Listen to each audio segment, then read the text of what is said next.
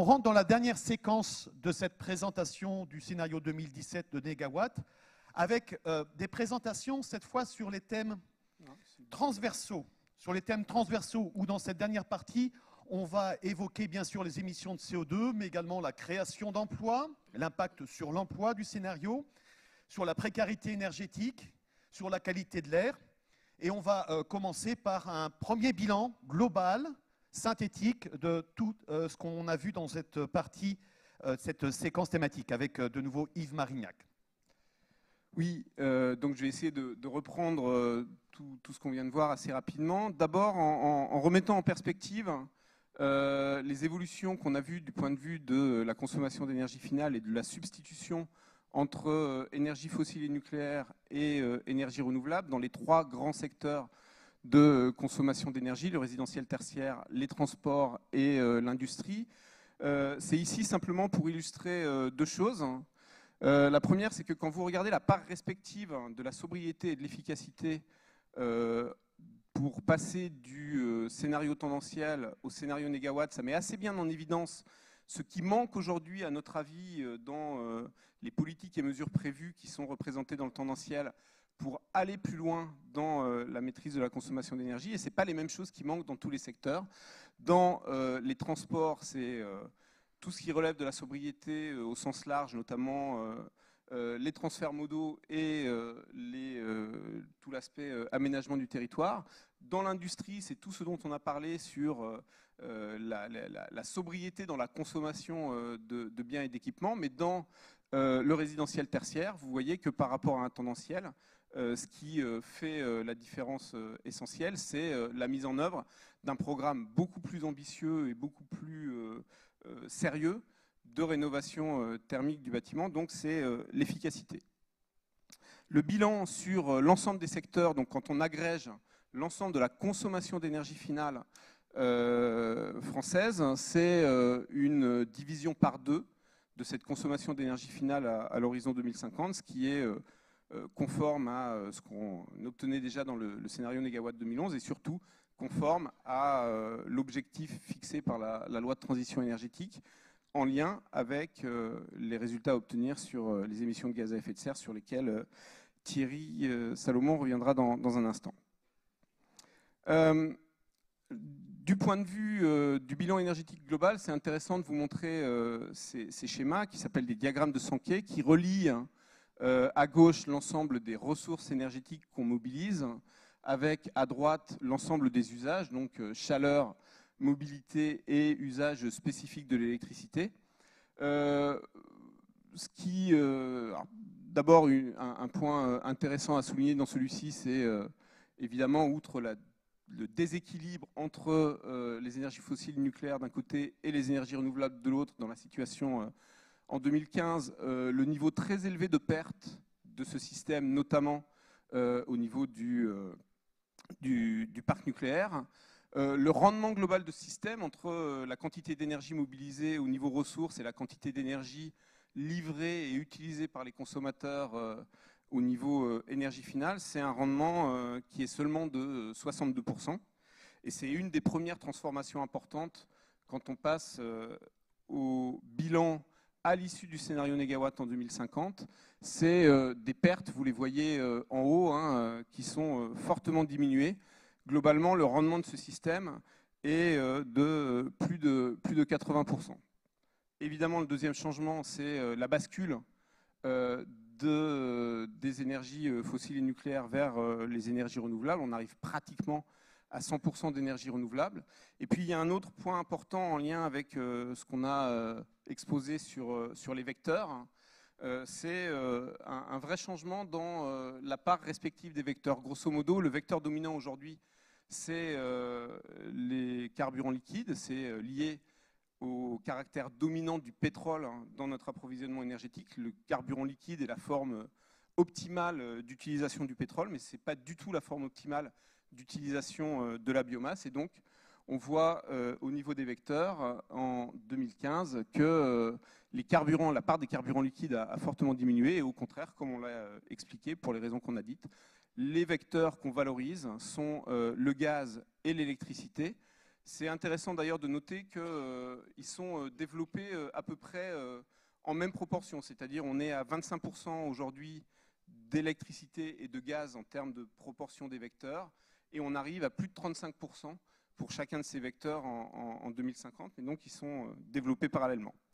Sur l'évolution en termes de production ou de recours à l'énergie primaire, donc on a déjà vu l'évolution rappelée à droite des différentes formes d'énergie renouvelable. Grosso modo, les énergies renouvelables électriques contribuent à peu près 50% de la production et de l'apport en énergie primaire dans le scénario. La biomasse, sous ses différentes formes, à plus de 40%. Le reste étant constitué des différentes énergies qu'on a mentionnées tout à l'heure, plus la géothermie, dont on n'a pas encore parlé, mais qui reste à un niveau de développement relativement limité.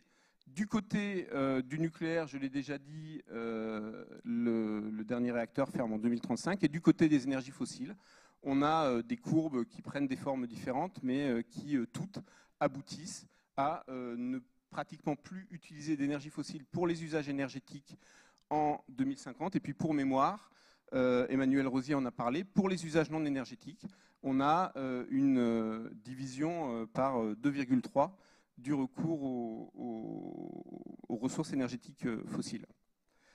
Voilà, tu me fais faire des bêtises. Dernier point sur ce bilan énergie, le bilan en énergie primaire. Donc, vous voyez que grosso modo, au milieu de la trajectoire, au début des années, milieu des années 2030, on passe en fait, on bascule d'un système qui était majoritairement nucléaire et fossile vers un système qui est majoritairement renouvelable, et on arrive en 2050 à un système pratiquement 100% renouvelable. L'augmentation de la production d'énergie renouvelable dans cette trajectoire, c'est une multiplication globalement par 3,4. Ce qui est illustré ici, c'est aussi le fait que dans la mesure où cette augmentation est, disons, ce à quoi on arrive avec notre présentation volontariste mais réaliste du développement des énergies renouvelables, c'est bien évident que le résultat de 99% est étroitement lié à l'action qu'on a eue sur le besoin d'énergie primaire, qui se traduit, si on ajoute à la sobriété et à l'efficacité sur la demande qu'on a vu tout à l'heure, l'efficacité sur l'offre, qui se traduit par une baisse de 66% du besoin d'énergie primaire. Et on a donc bien là l'illustration du fait que c'est grâce à cette action sur la demande que les énergies renouvelables viennent réellement en substitution et non pas partiellement en addition des énergies fossiles et nucléaires, ce qui est évidemment fondamental pour atteindre nos objectifs en termes de bilan en gaz à effet de serre, dont va nous parler maintenant Thierry Salmon. Merci Yves Marignac. Et on poursuit donc avec Thierry Salmon, ancien président de l'association Négawatt, porte-parole de notre association sur ce bilan de gaz à effet de serre, avant de passer aux autres dimensions transversales.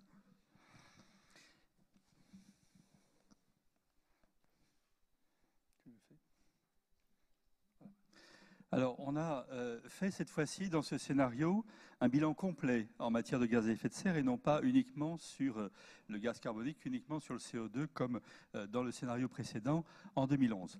Voilà ce que ça donne sur l'ensemble des gaz à effet de serre sur le scénario Négawatt et jusqu'à 2050. Donc, on voit une baisse évidemment très importante des émissions de CO2, une division par plus de l'ordre de 15. Par contre, le méthane, sur le CH4, on est un peu plus que 2 en termes de division ici, ainsi que sur le protoxyde d'azote. Tout simplement parce qu'on a là des émissions sur lesquelles les réductions sont difficiles, voire très contraintes, notamment sur le CH4. Diminution également aussi des autres gaz. On arrive à la représentation suivante. Si on est en base 100 à partir donc, de 2015, pour voir l'ensemble de ces baisses, à gauche, vous avez le scénario tendanciel, à droite, le scénario Négawatt. vous voyez que le tendanciel diminue de l'ordre de entre 60 et 80 à peu près. En noir, vous avez le gaz carbonique, en bleu, l'ensemble des gaz. Par contre, sur le scénario négawatt, on arrive à une diminution du CO2 la plus importante, moins importante, donc de l'ordre 2 sur le CH4 et le protoxyde d'azote, si bien qu'au total, sur le scénario négawatt, on est sur une division d'un facteur 7 et un peu plus, ce qui est assez conforme à ce qu'on avait pu déjà regarder au moment du débat sur la transition énergétique avec le scénario 2011.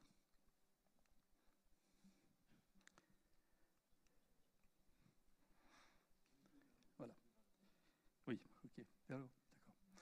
Alors, si on est donc sur ce facteur 7, et on voit ici la différence entre le scénario tendanciel et le scénario négawatt, qui est toujours en bleu, avec, par rapport à l'année 90, qui est, vous le savez, la base de référence des émissions Kyoto, et la base également aussi dans la loi française, les lois françaises différentes, la loi POP, la loi sur la transition énergétique, eh bien on a un facteur 2 qui est atteint en 2029, un facteur 4 qui est atteint en 2038 pour une arrivée donc vers un facteur de l'ordre de 7.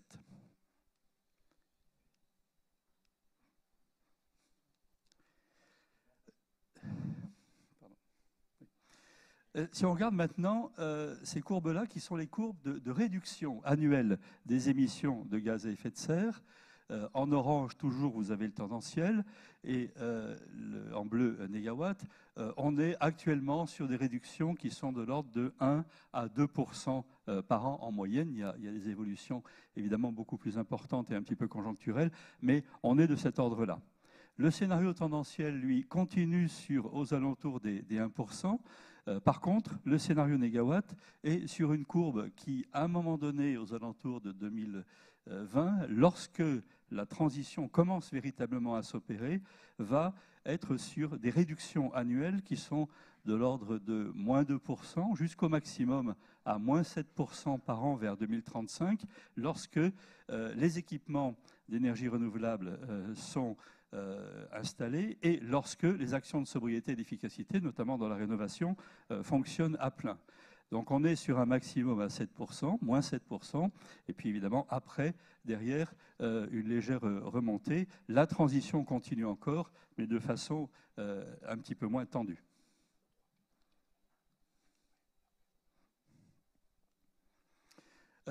On a vu tout à l'heure avec Christian Couturier l'effet des puits de carbone, parce qu'on a regardé, là je vous ai montré les émissions brutes, on a également regardé aussi les émissions nettes, c'est-à-dire le solde entre les émissions brutes et puis les puits de carbone. Et donc, rappel de ce qu'on a vu tout à l'heure, on voit bien qu'avec un scénario du style négawatt plus after, on a un puits de carbone qui est supérieur. Moyennant quoi, lorsqu'on commence à regarder quel est le cumul des émissions, parce que finalement, plus que des facteurs à l'arrivée, facteur 15, etc., ce qui est important, c'est le budget carbone. Et notre budget carbone, c'est des éléments de cumul, bien entendu, jusqu'à 2100. Donc on a fait une première évaluation à partir des indications jusqu'à 2050, une prolongation ensuite tenant compte notamment de l'augmentation de la population, tenant compte des effets de puits de carbone que je viens de mentionner. Et à gauche, vous avez le cumul sur le tendanciel. À droite, le cumul sur négawatt. Ce qui est assez intéressant, c'est que la courbe qui est en bleu reflète le solde entre les émissions qui sont en brun, les émissions brutes, cumulées, et puis l'effet de puits de carbone qui est en vert. Donc la différence entre les deux montre qu'en fait, assez vite, c'est-à-dire vers 2035-2040, on arrive à un plateau, à un maximum en termes de cumul aux alentours de 5 milliards de tonnes d'équivalent CO2. Et ensuite, après, derrière, une sorte d'équilibre qui se produit avec une France, à ce moment-là, qui est quasi neutre en carbone, en quelque sorte, les émissions étant compensées par les puits de carbone, Après, derrière, ça remonte un petit peu avec cet effet qui a expliqué notamment Christian Couturier sur la deuxième partie du siècle. On arrive au total à de l'ordre de 5 milliards de tonnes et un peu plus sur le scénario négawatt, contre aux alentours de 20. Vous voyez un écart cumulé de l'ordre de 4 entre le scénario tendanciel et le scénario négawatt. Alors, qu'est-ce qui se passe si on a un retard? La courbe qui est en bas, la courbe qui est en bleu, correspond à ce qu'on a vu tout à l'heure, cette différentiel entre les émissions brutes et les puits de carbone, donc le solde, aux alentours donc, de 6. Si maintenant, on se dit rien n'est fait durant 5 ans, et on se limite simplement durant les 5 ans à venir à avoir des émissions qui sont pratiquement stables, eh bien en 2100, on arrive, vous le voyez ici, aux alentours de 8. Si rien n'est fait durant 10 ans, dans les 10 ans qui viennent, à l'arrivée en 2100, c'est aux alentours de 10 milliards de tonnes de CO2. Si on adopte simplement une baisse de l'ordre de moins 2% par an, ce qui est déjà donc 2 fois ce qu'on a aujourd'hui, eh bien on est aux alentours de 15 à 16 milliards de tonnes de CO2. Et si on est simplement sur 1% de l'ordre du tendanciel qu'on a donc travaillé, on est plutôt dans la zone qui est entre 20 et 25 milliards de tonnes de CO2. Vous voyez que l'importance de démarrer très vite et de ne pas, sur ce plan-là, attendre 5 ans, voire 10 ans. C'est maintenant que les choses se jouent par rapport au budget global. Dernier point, et question qu'on a pu se poser, et qu'est-ce qui se passait si le monde adoptait une trajectoire du type négawatt? Un point intéressant, c'est qu'on a une valeur d'émission de CO2 en habitant, par habitant, qui est à peu près égale à la moyenne mondiale, 5,5 à peu près. Qu'est-ce qui se passe si l'ensemble du monde adopte demain une stratégie de type négawatt? Eh bien, à ce moment-là, en regardant l'augmentation de la population par rapport à ce qui vous est donné au niveau des Nations Unies, on arrive à un total de l'ordre de 800 milliards de tonnes de CO2. Par rapport aux éléments qui nous sont donnés par le 5e rapport du GIEC uniquement sur le CO2, eh bien, on est sur une trajectoire qui est de l'ordre de 1,8 degré, un peu en dessous des 2 degrés, 20% de chance de rester en dessous de 1,5 degré, 80% de chance, entre guillemets, de rester en dessous de 2. Évidemment, ce n'est pas nécessairement une bonne nouvelle, ça veut dire qu'il faut, derrière, pour y arriver, que l'ensemble des pays du globe adoptent une trajectoire aussi volontariste que celle qu'on vous propose aujourd'hui pour maintenir un niveau à 2 degrés. Merci Thierry. Thierry Salomon sur cette présentation complète, une fois de plus, des émissions de CO2